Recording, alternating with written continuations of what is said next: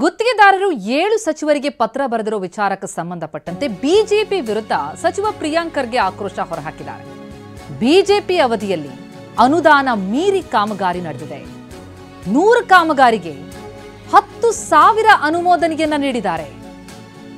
BJP ಅವಧಿಯಲ್ಲಿ ಅವೈಜ್ಞಾನಿಕವಾಗಿ ಕೆಲಸ ಮಾಡಿದ್ದಾರೆ ಅಂತ ಆರೋಪಿಸಿದ್ದಾರೆ ಪ್ರಿಯಾಂಕ್ ಖರ್ಗೆ.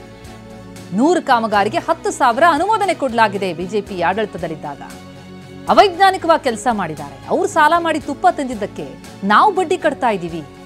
ಸಂಘದ ಅಧ್ಯಕ್ಷರು ಭೇಟಿ ಮಾಡಿ ಚರ್ಚೆ ನಡೆಸಿದ್ದಾರೆ. 2019-20ರಲ್ಲಿ ಕೆಲ ಇಲಾಖೆಗಳ ಹಣ ಬಾಕಿ ಇಟ್ಟಿದ್ದಾರೆ. ಇದರ ಬಗ್ಗೆ ಸಿಎಂ ಮತ್ತು ನಾನು ಸದನದಲ್ಲಿ ಸ್ಪಷ್ಟನೆ ನೀಡಿದ್ದೇವೆ ಅಂತ ಬೆಂಗಳೂರಿನಲ್ಲಿ ಪ್ರಿಯಾಂಕ್ ಖರ್ಗೆ ಹೇಳಿಕೆಯನ್ನು ಕೊಟ್ಟಿದ್ದಾರೆ. ಗುತ್ತಿಗೆದಾರರ ಅಧ್ಯಕ್ಷರ ಹತ್ರನೇ ನಾನೇ ಮಾತಾಡಿದ್ದೀನಿ. ಈಗ ಅಧ್ಯಕ್ಷರಂದ್ರೆ ಯಾರು? ಈಸ್ ರೆಪ್ರೆಸೆಂಟಿಂಗ್ ಎವ್ರಿಬಡಿ ಅಲ್ವಾ? ಆ ಸಂಘದ ಇದನ್ನೇ ಅಲ್ವಾ? ಈಗ ಈ ಹಿಂದಿನ ಸರ್ಕಾರದಲ್ಲಿ ಇನ್ನೊಂದೇನಾಗಿದೆ ಅಂದರೆ, ಕೆಲವು ಜನರು ನಾವು ಮಾಡಿಸ್ತೀವಿ ನೀವು ಮಾಡಿಸ್ತೀವಿ ಅಂದ್ಬಿಟ್ಟು ಅವರೇ ಮಂತ್ರಿಗಳ ಹತ್ರ ಹೋಗಿ, ನಿಮ್ಗೆ ಗೊತ್ತಿದೆ, ಯಾವುದೋ ಒಂದು ಸ್ವಲ್ಪ ಪರ್ಸೆಂಟೇಜ್ ಫಿಕ್ಸ್ ಮಾಡಿಬಿಟ್ಟು ಮಾಡಿಬಿಟ್ಟಿದ್ದಾರೆ.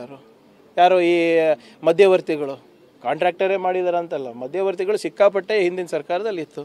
ಈಗ ನಮ್ಮ ಇಲಾಖೆದೇ ತಗೊಳ್ಳಿ, ಒಂದು ನಿರ್ದೇಶನ ತೋರಿಸ್ಬಿಡಿ, ಎಲ್ಲಿ ವಿತೌಟ್ MLA ಅಪ್ರೂವಲ್ ಇರಲಿ, MP ಅಪ್ರೂವಲ್ ಇರಲಿ, MLCಗಳ ಅಪ್ರೂವಲ್ ಇರಲಿ ಆಗಿರೋದು ಅಂಥದ್ದೇ. ಈಗ ಯಾರು ಮಧ್ಯವರ್ತಿಗಳೇ ನಮ್ಮ ಇಲಾಖೆನಲ್ಲಿ ಇಲ್ಲ, ಹಿಂದಿನ ಸರ್ಕಾರದಲ್ಲಿ ಇದೆ.